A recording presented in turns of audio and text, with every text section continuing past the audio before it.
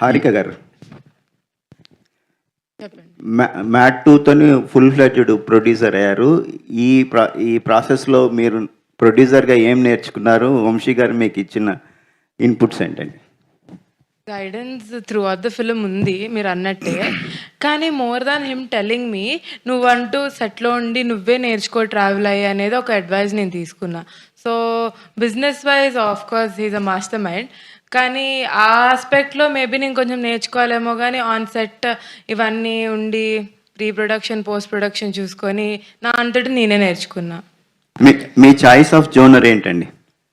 ఇంకా figuring out, ఇప్పుడే కదండి స్టార్ట్ అయింది.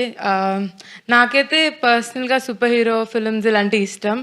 అలాంటి వాటికి మనకు ఆడియన్స్ ఉన్నారా లేదా, అలాంటి మార్కెట్ ఉందా, ఇవన్నీ maybe later in future will figure out.